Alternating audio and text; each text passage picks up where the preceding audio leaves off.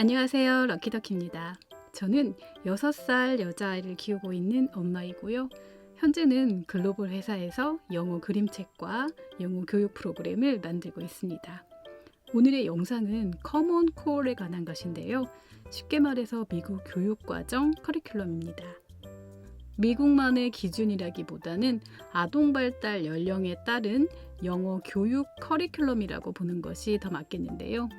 그런 기준을 알고 있으면 우리 아이 나이에 맞게 영어 교육을 비교적 흔들리지 않고 진행할 수 있죠. 미국 교과서를 통해서 비교적 간단하게 살펴보려고 하는데요. 오늘 영상은 그 오리엔테이션쯤 되겠습니다. Lucky Ducky TV. 2010년 이후 미국에서는 거의 대부분의 주에서 영어와 수학 중심으로 동일한 표준을 채택했습니다. 이러한 표준을 Common Core State Standards라고 하는데요. 미국 어디에 살든 비교적 동일한 교육 커리큘럼을 적용하자는 것이었죠. 도입 당시 논란도 있었긴 한데 한 10년쯤 지난 2020년 현재 어떤가요? 여러분이 어떤 교재를 사면 CCSS 이 마크가 붙어 있는 것을 볼 수 있을 거예요. 많이들 참고한다는 것이고 심지어 광고를 하기도 합니다. 우리나라에서도 국민공통기본교육과정이라는 것이 있는데요. 비슷하다고 보면 됩니다. 이건 한국의 듣기의 경우인데요. 초등학교, 중학교, 고등학교 이렇게 기준이 있죠. 도표 문제 같은 것, 수능에서도 출제되는 것이죠. 영어에 있어서 이런 기준이 Common Core이라고 보시면 되겠습니다. 요즘 책류가 시기가 빨라지고 영어 노출이나 학습도 점점 그렇죠. 그렇다 보니 우리나라 유치원 수준의 아이에게 어떤 책을 읽혀주고 또 어떻게 학습을 도와주면 좋을지 많이들 궁금해 하십니다. 제 영상을 보고 의견 주신 것 중에서 좀 더 구체적으로 영어 교육 과정을 알려주세요 라는 의견이 많았는데요. 저는 제 채널에서 파닉스를 해야 할까요 말까요? 또는 북퀴즈를 봐야 하나요?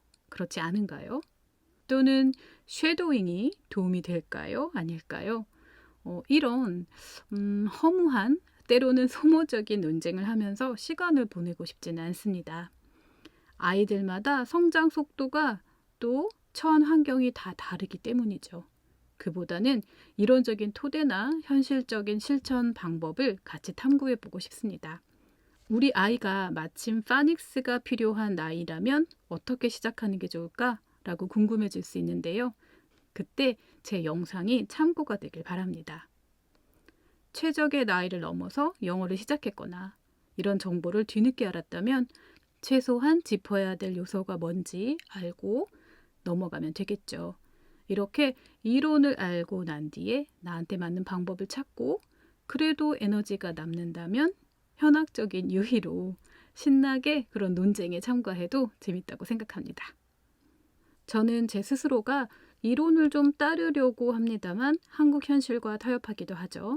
한국 회사에 있었을 때나 글로벌 회사에 있을 때나 제가 하는 주 업무는 원서를 들여와서 한국이나 아시아 상황에 맞게 로컬라이제이션 하는 일을 주로 하는데요. 현지화 작업하는 것이죠. 때문에 늘 이런 고민을 달고 살았습니다. 평생 하고 있네요. 이런 제 직업적 경험과 고민들이 영상으로 만들어지고 있는 셈이죠. 제가 향후 몇 회에 걸쳐서 미국 초등학교 학년별 커리큘럼을 알려드리려고 해요. 도대체 미국 초등학교 1학년 아이들은 어떤 수준일까? 어떤 방법으로 공부할까? 그 궁금증이 조금은 풀리실 거예요. 커먼 코어 문서 자체는 보기 어렵고 또 막연한 느낌입니다. 때문에 저는 두 가지 교재를 중심으로 살펴보려고 하는데요. 저희 아이가 유치원에서 쓰고 있는 원더스를 제1의 기준으로 삼겠습니다. 그 다음 제가 오프라인 강의에서 주로 사용했던 교재인 저니스 미국 교과서를 부가적으로 살펴볼게요. 그리고 여기 보시는 것처럼 트로피, 스토리타운, 리딩 스트리트 이렇게 우리나라에서 주로 쓰이고 있는 미국 교과서류의 교재들을 참고해 보려고 합니다. 저는 교재가 아주 많죠. 네, 교재의 부자랍니다. 이 교재들은 제 아이용이 아니고요. 일 때문에 갖고 있는 것들이죠. 제 채널에는 학구적인 성향의 부모님들도 많이 계시고 또 선생님들도 계시기 때문에 너무 쉽거나 어렵지 않게 적정 수준을 유지해 보겠습니다. 혹시 영상을 보시고 의견을 주시면 더 참고해서 양질의 콘텐츠를 만들어 볼게요. 자, 이것이 커먼 코어 문서입니다. 저는 캘리포니아 것을 가지고 와봤는데요. 멋있는 그림이죠. 캘리포니아는 미국에서 교육 정책 면에서 주목할 만한 주이고요. 또 한국 이민자가 많습니다. 그래서 왠지 친근하기도 하고 제 지인들도 그쪽에 많이들 살죠. 간단하게 몇 가지 항목을 살펴볼까요? 제가 다른 영상에서 많이 말씀드린 것인데요. 미국 초등학교 K레벨에서는 1년 내내 세 글자 단어만 한다라고 했죠. 자, 이렇게 파운데이션 스킬 보시면요. 여기 D를 보시면 세 글자 단어를 중심으로 가르치라고 했죠. 여기 B를 보시면 major vowel 중심이 되는 모음으로 가르쳐야 한다고 되어 있네요. 요약하자면 5가지 모음 중심으로 세 글자 블렌딩을 하는 것까지를 K레벨에서는 확실히 알고 있어야 합니다. 스마트 파닉스 교재라면 3번째 권까지 진도를 나가주면 좋고요. 세들리어 파닉스 교재라면 첫 번째 K레벨을 마스터하면 됩니다. 한국 상황에서 이런 기준을 비교적 잘 따르고 있는 기관인 영어 유치원이나 또 유아용 어학원을 예로 들어 볼게요. 저희 아이가 다니는 영어 유치원에서는 파닉스는 1학년 과정까지를 6세에서 가르칩니다. 6세에 세들리어 A레벨까지를 끝내죠. 파닉스 전반을 거의 다 훑었다고 볼 수 있습니다. 세들리어 파닉스 A레벨, 그러니까 미국 초등학교 1학년 과정에 해당하는 내용을 거의 배우는 것이죠. 요즘 한창 R Controlled Vowel 배우고 있는데요. 파닉스 커리큘럼 중에서 후반에 해당하는 것입니다. 스마트 파닉스 5번째 책에 나오는 내용이죠. 파닉스는 내년 7세 때 또 반복될 거지만 기본 룰은 6세 과정에서 한번 훑고 가는 느낌입니다. 다양한 어휘를 파닉스의 도움을 받아서 써보면서 이 어휘들과 그리고 규칙에 친해지고 있는 느낌이죠. 커리큘럼 상으로는 미국 1학년 과정을 약간 당겨서 6세에서 하고 있는 것인데요. 이건 선생님이 교실에서 티칭을 해주시고 계시는 영어 유치원 어학원의 특성상 그렇습니다. 파닉스 비중은 하루 학습 중에서 약 20% 정도 차지하는데요. 5개의 클래스가 있다면 그 중에 1개 클래스가 파닉스 수업입니다. 놀이식 유치원은 조금 더 다르겠죠. 다시 K레벨 교육 전반으로 돌아와서 원더스와 저니스를 살펴볼까요? 우선 원더스 커리큘럼입니다. 제가 갖고 있는 원더스 교재는 폴리오 학원에서 재편집을 한 것이라서 시중에서 구하실 수 있는 것과 약간은 다른데요. 일반적인 원더스는 학생용 교재와 프랙티스북이 따로 있습니다. 이것이 프랙티스북이죠. 폴리의 원더스 교재는 이 2가지가 합쳐져 있다고 보면 되겠습니다. 이 표를 보시면 스코프 앤 시퀀스인데요. 이것은 커리큘럼을 말하는구나 라고 생각하시면 됩니다. 이것은 폴리 것은 아니고 글로벌한 것입니다. 맥그로일 홈페이지에서 공개된 자료이죠. 하나의 유닛에는 이렇게 week 1, 2, 3가 있습니다. 이 3개의 week를 합쳐서 하나의 유닛이라고 표현하고 있죠. 원더스 K레벨에서는 이런 유닛이 10개가 있습니다. 3 곱하기 10개니까 30개, 총 30개 레슨을 학습하는 거죠. 주에 하나씩 한다면 30주 정도가 되겠네요. 그런데 맨 앞에 Start Smart라는 준비 과정이 있습니다. 한 개의 유닛이 더 있는 셈이죠. 제가 원더스 책을 가지고 있으니 책으로 한번 볼게요. 이렇게 3개의 위크가 있습니다. 그리고 메인이 되는 동화책, 그림책이 이렇게 있고 배워야 될 요소들이 이렇게 정리되어 있죠. 저니스를 잠깐 살펴보고 다시 원더스로 돌아올게요. 저니스는 이렇게 맨 앞에 웰컴 유닛이 있고요. 하나의 유닛에는 레슨이 총 5개가 있습니다. K레벨 전체 유닛수는 6개인데요. 5개의 레슨이 있으니까 이것도 30개의 레슨이 있는 것이죠. 원더스나 저니스나 30개씩 있네요. 그럼 30개 레슨 중에 하나를 보면서 무엇을 배우는지 살펴볼게요. 아까 우리가 커먼 코어 원문에서 살펴본 것이 파운데이션 스킬이었죠. 그 항목에 해당하는 것들이 이렇게 나와 있습니다. 무엇을 배워야 하는지 목표가 명시되어 있죠. 어떤 책으로 배워야 하는지도 이렇게 표시가 되어 있습니다. 미국 교과서는 쉽게 말해서 메인 책이 있고 그것을 통해서 각 영역을 배우는 종합서입니다. 이 표 기억하시죠? 5개의 리딩 중요한 컴포넌트였는데요. 이 내용들을 주로 배우는 것입니다. 이것은 리딩이라는 미국 교과서 중에 하나인데요. 2학년 과정에 이렇게 헨리 앤 머즈를 배웁니다. 이 책을 통해서 문법도 배우고 vocabulary도 배우고 grammar, phonics, 언어의 각 요소들을 배우는 것이죠. 오늘은 첫날이니까 K레벨의 웜업 단계를 주로 보겠습니다. Start Smart나 Welcome Unit 같은 경우에는 주로 라임과 알파벳으로 구성이 되어 있습니다. 5가지 리딩의 컴포넌트로 세분화되어 있지는 않고 노래를 배우고 알파벳 글자를 하나하나 복습하고 간단한 블렌딩을 연습하는 것이죠. 소리로 점검합니다. 음소 인식 과정을 공부하는 것이죠. 이렇게 We are special, My family and me, I can do it. 아이가 스스로에 대해서 생각해보고 가족, 또 내가 할 수 있는 것들에 대해서 생각해보는 내용을 담고 있습니다. 텍스트의 수준은 이렇게 쉽죠. 한 달에 한 권 정도 배운다고 봤을 때 마지막에 배우는 책도 이렇게 어렵지는 않습니다.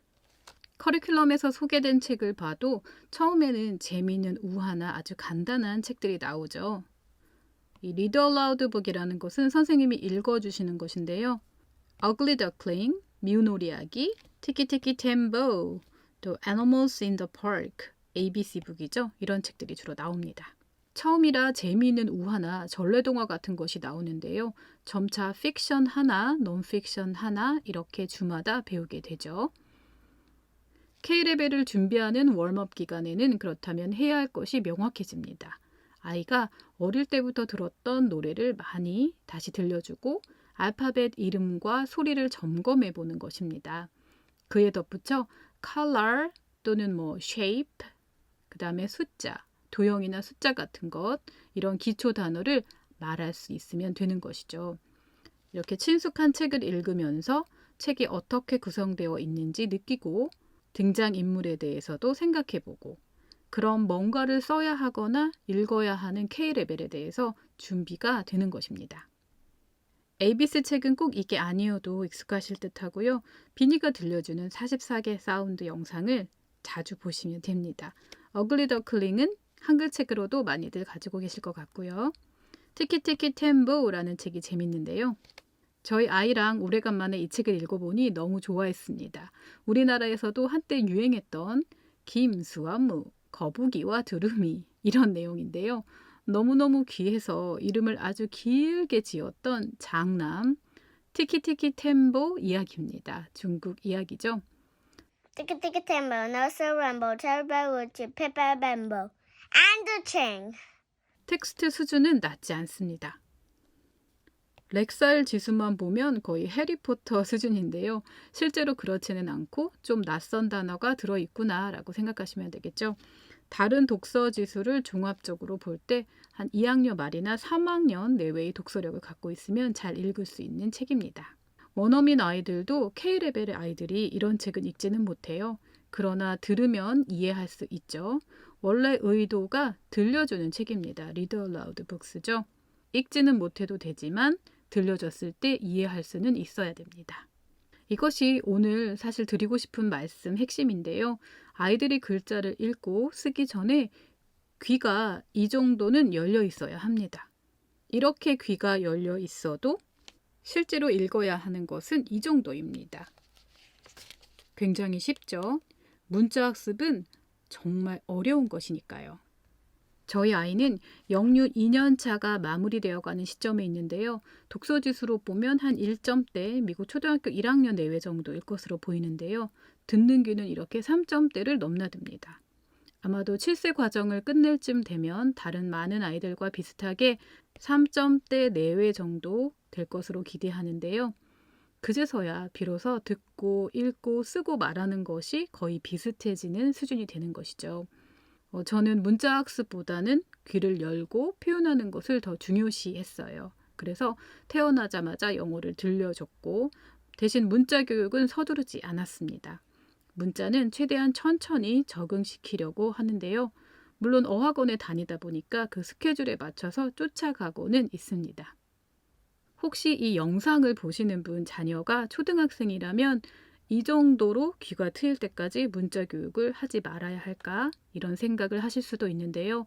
현실적으로 그렇다기보다는 문자 교육에 대해서 좀 더 여유 있게 생각하시고 생각보다 음성 언어를 아주 많이 노출시켜야 한다는 점을 기억해 주셨으면 좋겠어요.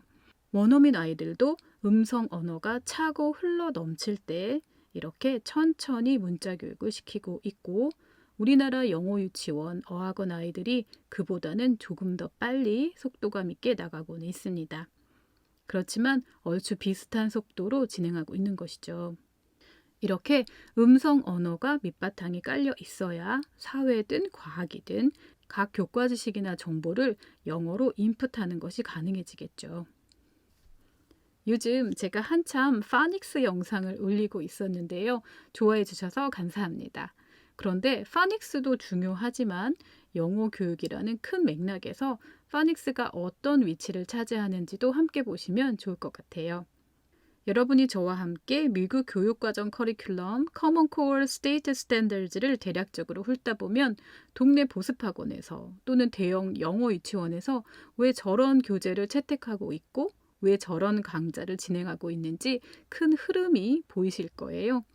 오늘은 미국 교과서 원더스 교재를 중심으로 웜업 기간에 무엇을 공부해야 하는지 알파벳과 우리에게 친근한 책들을 많이 보는 것이 좋겠구나. 음소인식 과정을 좀 충실히 정리하면 좋겠구나 라고 생각하시면 좋겠죠? 다음 시간에는 두 개의 미국 교과서 원더스와 저니스의 첫 번째 유닛에서 무엇을 배우는지 살펴보려고 해요. 다음 시간에 더 유익한 내용으로 찾아뵐게요.